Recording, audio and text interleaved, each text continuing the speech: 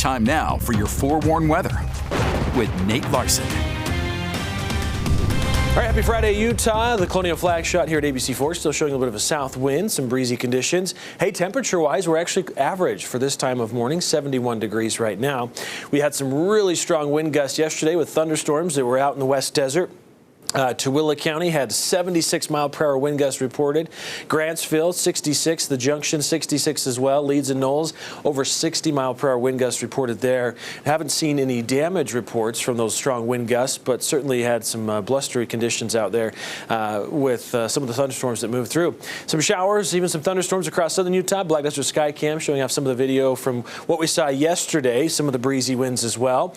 We're looking at a gorgeous start. Look at this sunrise over Cedar City. The camera shot showing beautiful conditions across southwest Utah. Hardly a cloud visible at this particular vantage point, but temperatures 61 degrees. That's more comfortable. We mentioned 71 in Salt Lake, also 71 in Brigham City, Heber City along the Wasatch Back, 60 degrees. Good morning, 74 in Moab.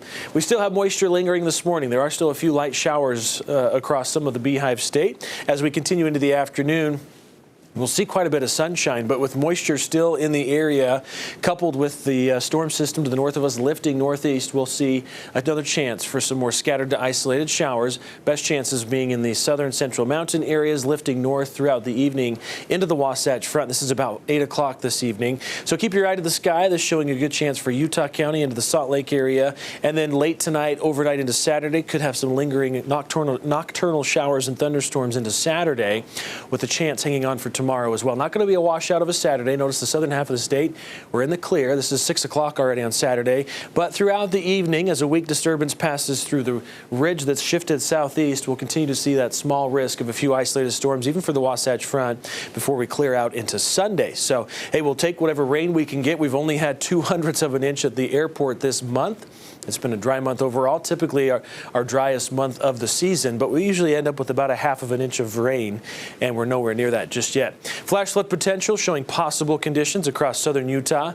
Again, not as likely in the southwest corner, Zion National Park. Not expected to see flash flooding today, but still possible for other recreational areas in southern Utah. So just keep your eye to the sky. Be prepared with the latest forecast if you're heading out and about to recreate this weekend. Should be improving into tomorrow. Not expecting flash flood concerns for your Saturday in southern Utah. So great conditions tomorrow.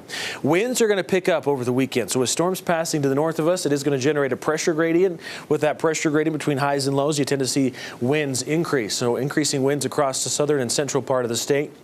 This is this afternoon, so a bit breezy, but notice into Saturday we'll see some stronger wind speeds across central and southern Utah, and that's kicked off a fire weather watch for this area. So it's not just the wind, it's going to be the hot temperatures in conjunction with dry air in place. So low relative humidity down to 7% in some locations, and so that means that fires that start, wildfires, they're going to spread very quickly, especially with how dry the fuels are and with some of those weather conditions we're going to be seeing. So the areas you see shaded in tan, extra mindful on Saturday into Sunday. In fact, Sunday evening is where this is going to continue through with gusty winds up to 25 and 35 miles per hour. So kind of hit and miss with who's going to see some shower and moisture potential into the rest of the weekend, with that moisture kind of hanging on wherever those storms tend to bubble up.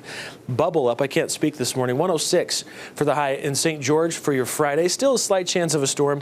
Not a huge threat today in southern Utah, at least the southwest corner, with dry conditions, just blustery winds into the weekend. Temperatures to 101 on Sunday.